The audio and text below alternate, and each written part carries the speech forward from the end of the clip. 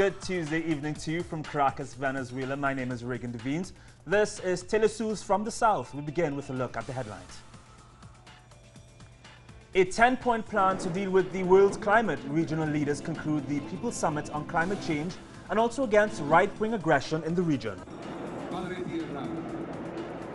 He is being deemed unworthy. A motion is underway to remove Brazil's Edward Cunha from the lower house. And Dutch investigators released new info on their search for the perpetrators of July's Malaysia Airlines MH17 crash. The details on these stories and more now on From the South.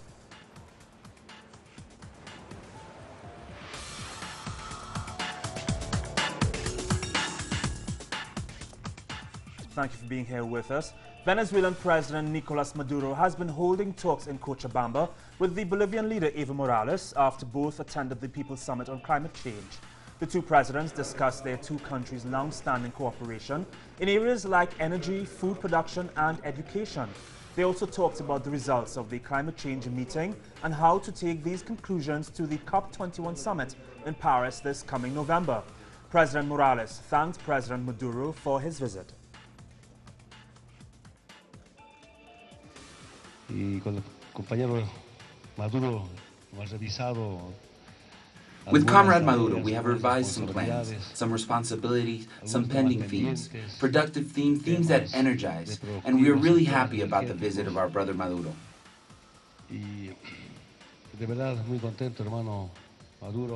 President Morales also wanted to express his solidarity with Venezuela, which many believe is being attacked by external parties. We show solidarity against all aggressions and provocations by the empire. All the presidents have to endure economic aggressions like Venezuela. Threats of intervention. However, thanks to the powers of our people, we continue with our process of democratic liberation. And our correspondent Dimitri O'Donnell was at the People's Climate Change Summit. He filed this report.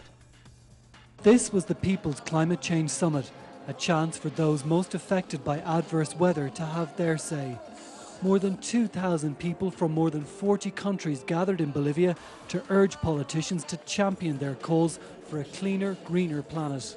We welcome this proposal from Latin America. That's the way we can really defend and protect our Mother Nature.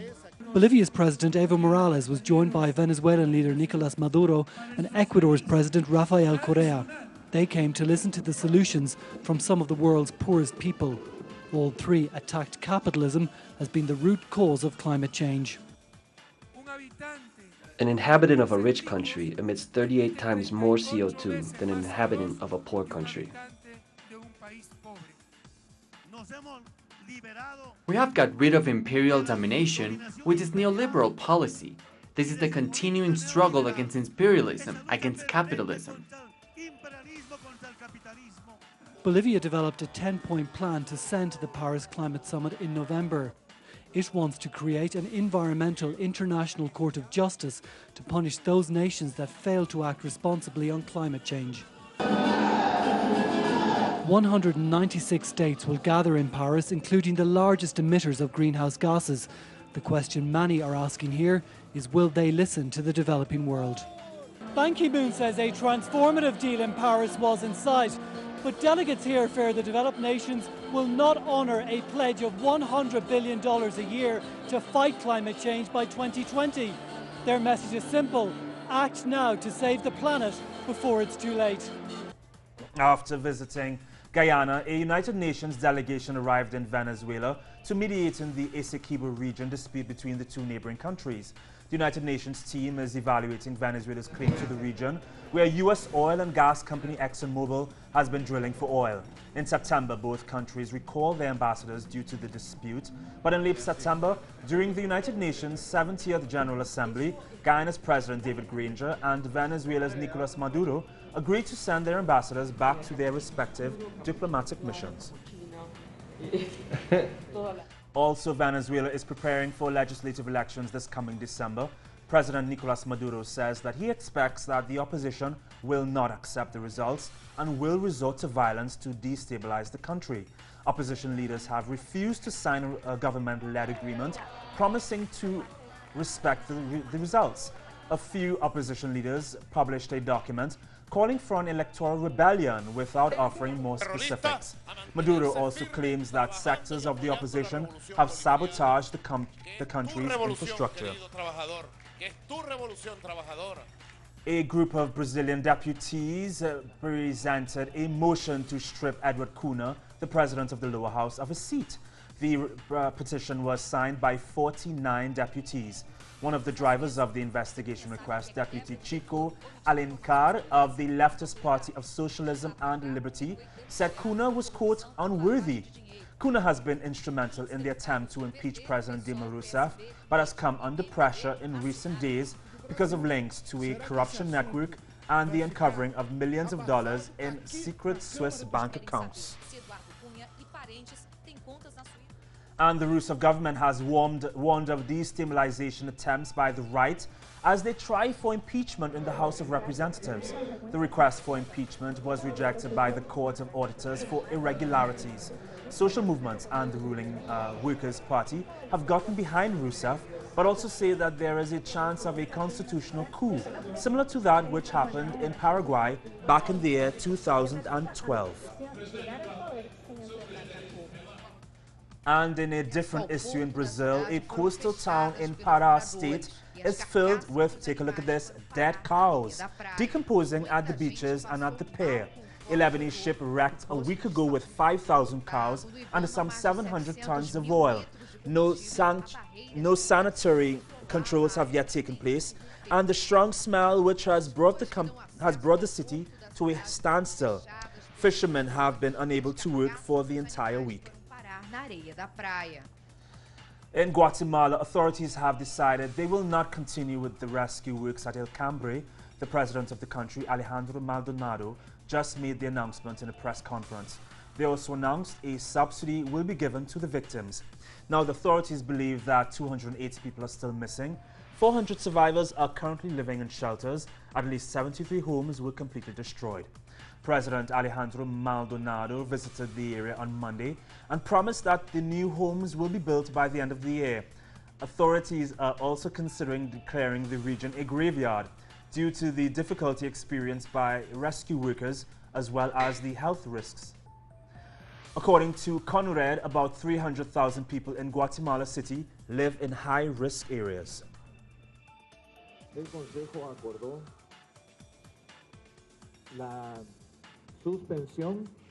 We agree with the suspension of the search operation, but at the same time we order that all the institutions that are working in the area continue working in the bad conditions and stabilize and recover the area that was affected by the disaster.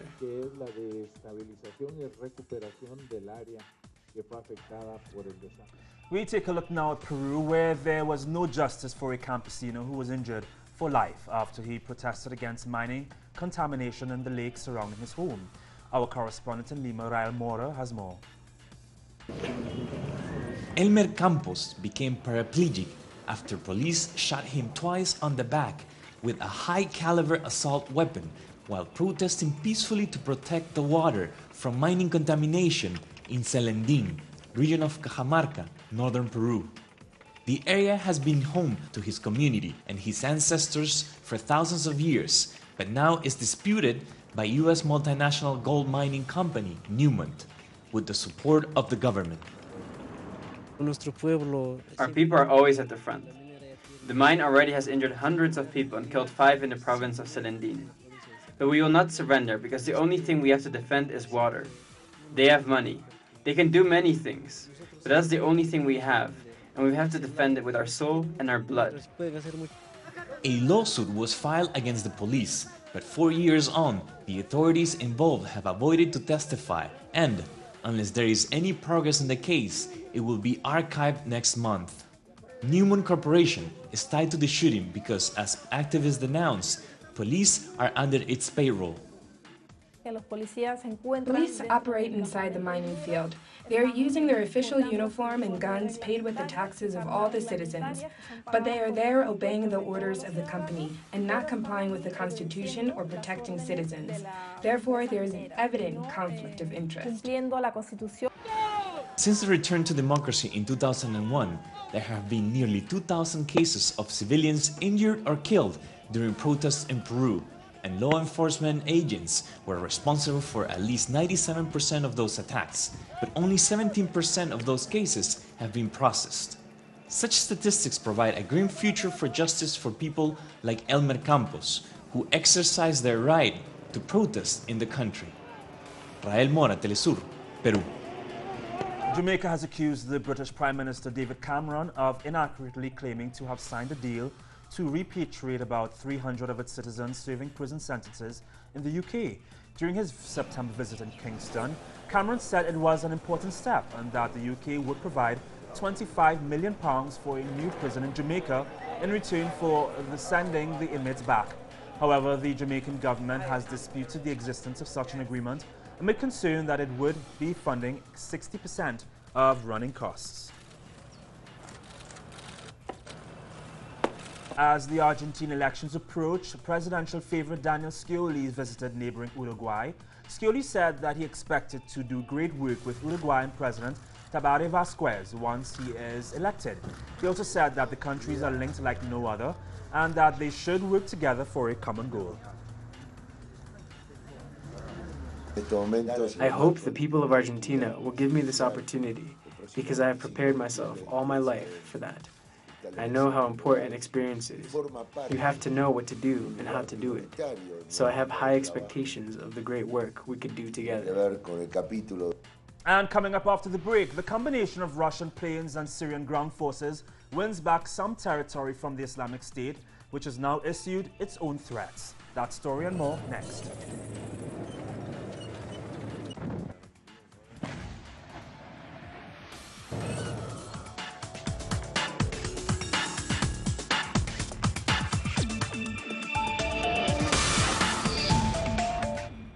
Discover Latin America and the world in our programs. Telesur Reports, The Real USA, the stories behind the tweets. Ataman, Lives, Know Your Body, Open Files. Exposing the conflicts that affect our people.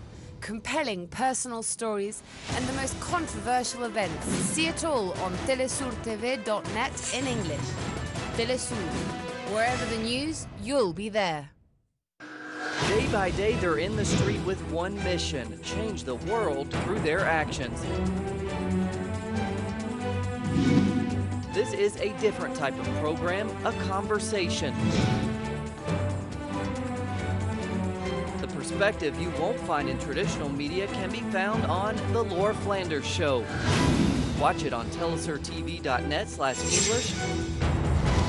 Telesur, wherever the news, you'll be there. We need to understand the world we live in. We require news with critical points of view, thorough analysis and social commitment. This information is vital to think, to understand and to change. The world demands a new perspective. telesurtv.net/English. Wherever the news, you'll be there.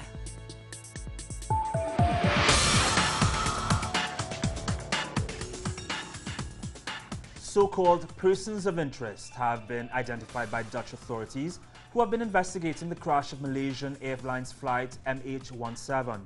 The plane carrying 298 people was shot out of the sky by a Russian-made missile back in July. Dutch public prosecutor Fred Wisterboker said that they are working closely with Russian authorities but are not close to making any arrests. We have to bring it to our specialists and the people who... We already have quite a bit of persons of interest in which we are gathering information and evidence. But still, we have a lot of bricks, but we still need a lot of cement between those bricks. So there's still quite some work to do. And it's not that we are now at the point that, well, within a week or 2 weeks, arrests can be made. We are not that far yet. The Ukraine government had come under scrutiny for not having closed the airspace over the site of the crash, saying that they had not known at the time that there were highly sophisticated anti-air missile capabilities used in the attack. Morning, everyone.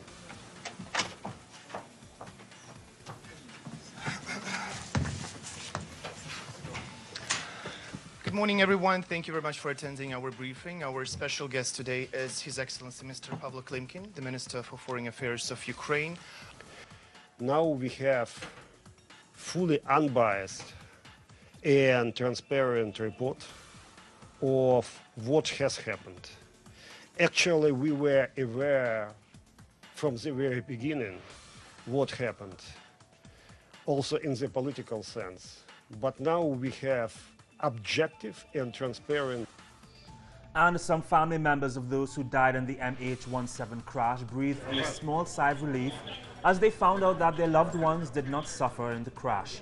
Dutch officials told the families that passengers either passed out in the sudden decompression or were immediately killed by the impact of the crash.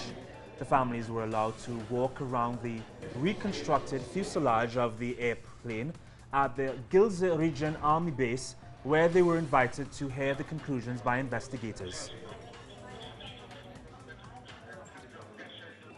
A little bit, because it looks as though that we found out like 298 people didn't suffer.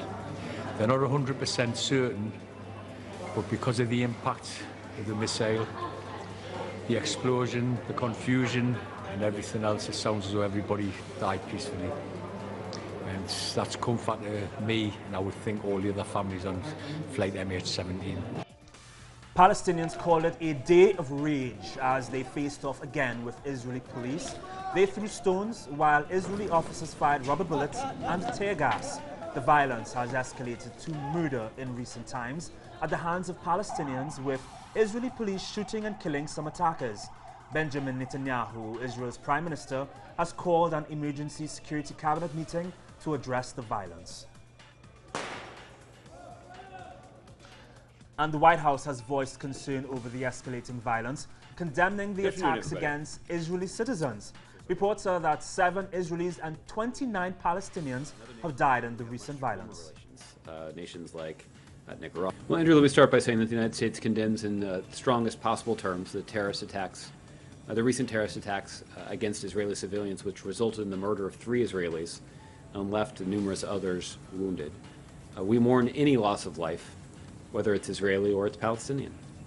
The United States continues to stress the importance of condemning violence and combating incitement, and we're in regular contact with both the Israeli government and the Palestinian Authority. We continue to be deeply concerned about escalating tension. New video released by the Syrian army show armed men and vehicles firing shots in what they say are gains made against militant groups. The armies say they have recaptured several towns, killed many terrorists, and destroyed equipment and bases held by militants. Meanwhile, the Islamic State group say they will defeat Russia, which has been assisting Syrian forces in the form of airstrikes. Russia will be defeated, God willing. USA will be defeated, and will go to hell with their allies. The militants also confirmed that their second-in-command was killed in a U.S. airstrike. America is rejoicing over the killing of Abu Matas al-Qurashi and considers this a great victory. The Russian move into Syria has been a game-changer for the conflict, as accusations fly that Western forces are trying to play down and even sabotage them. Hazem Abdullah in Damascus has more. The Russian military intervention in Syria changed America and the world accounts altogether, where through the international UN envoy de Mistura said that the Russian military intervention in Syria brought us a new mechanism and developments in the situation. The statement came ahead of his arrival in Moscow, which will move from to Washington to discuss the developments of the Syrian crisis. De Mistura and the West are trying as much as possible to foil the military achievements on the ground, but we emphasize that there is good cooperation between Syria and Russia. Syria will inevitably triumph over terror. In the same context, the US announced a stop of allocated Department of Defense program to train units of Syrian opposition fighters. Many observers believe that this move came after the failure of the US coalition forces to achieve any results on the ground.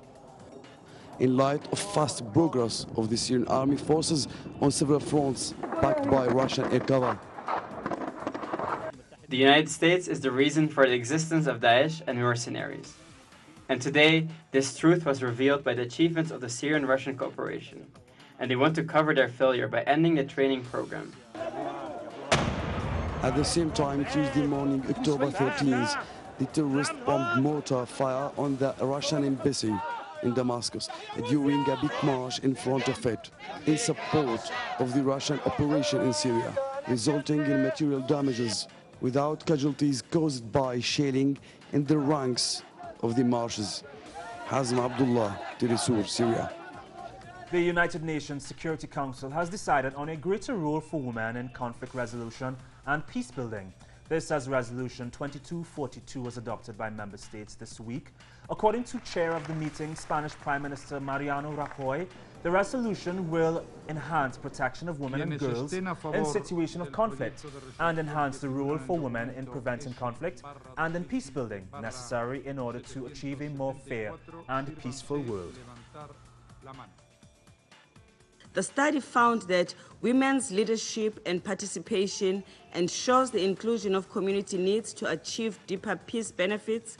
It improves our humanitarian assistance. It strengthens the protection efforts of our peacekeepers.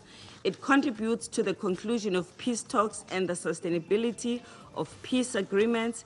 It enhances economic recovery after conflict, and it helps counter violent extremism. It is backed by extensive evaluations, statistical databases, and academic research. A new video released claims to show a hostage situation with 2 Canadians, a Norwegian and a Filipino woman being held by a group of gunmen who have pledged their allegiance to the Islamic State. The group is demanding a halt of all military operations in the Philippines by the Canadian and Philippine governments. The Canadian government said that they are aware of the situation, but declined to comment further for fear of compromising ongoing efforts to maintain the safety of the hostages. And now a brief look at other stories making news around the world. The French government said that some 1,800 of their nationals are involved in terrorist activities, the number having risen consistently over the past few months. They added that 520 of them have settled in either Iraq or Syria, 250 have returned to France, and about 140 have already lost their lives. French Interior Minister Bernard Cazeneuve called it a large-scale phenomenon. Guinea's Independent National Electoral Commission is being accused of unpreparedness after the country's first-round presidential ballot happened this weekend. Opposition factions describe the voting process as fraudulent masquerade. EU observers recommend that the opposition take their discontent to the courts and not to the streets. Guineans have chosen to vote en masse. They want to elect their president, and they want their votes to count. They want their votes to make a difference. It would be extremely unfortunate if the technical deficiencies of the authority in charge of the physical organization of the election could contribute to the impression that Guineans were divested of their vote. And footage was published on Monday by Prairie View Police that shows newly elected councilman Jonathan Miller being tasered. The incident occurred on October 8th when Miller was tasered while on his knees and turning away from an officer. Miller was interrogated by police at his home after being alerted of activities there which were simply dance rehearsals. And a landslide in Pakistan's Karachi has killed 13 people, including 7 children, while they were sleeping in their thatch huts. The bodies, who belonged to 3 families, were recovered after 5 hours of rescue work. Workers initially dug through the rubble with shovels and hoes before switching to mechanical tools.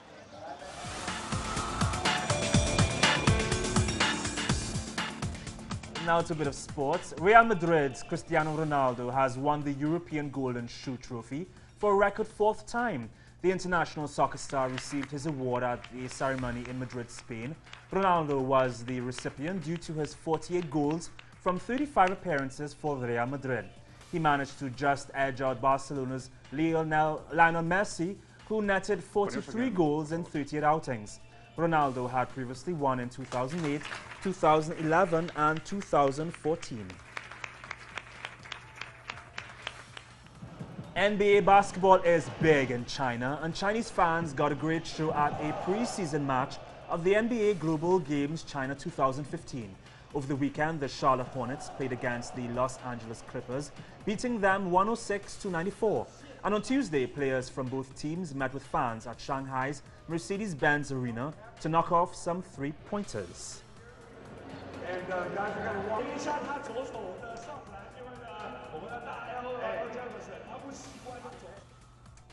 Miki Tanaka is the youngest and the only female of Japan's 3 remaining public bath mural painters, a profession which originated in Tokyo back in the year 1912. The 32-year-old makes a living out of painting Mount Fuji on the large walls of public bathhouses.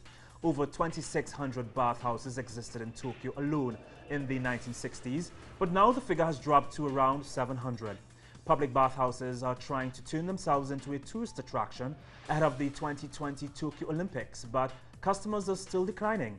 Despite this, Tanaka still feels the paintings are what make the traditional experience special. Other than Tanaka, there are only 2 other public bath painters left in the country, both of whom are over the age of 70. And to close this evening, Japanese fashion designer Takafumi Tsuruta wants to appeal to everyone, especially the people who fashion often forgets. The designer's show featured models from all different walks of life, from the physically disabled to the visually impaired. His theme was also based on nuclear weapons that were used during World War II. His ultimate aim is to create clothes that better reflect real life by featuring the kind of models mainstream fashion routinely ignores.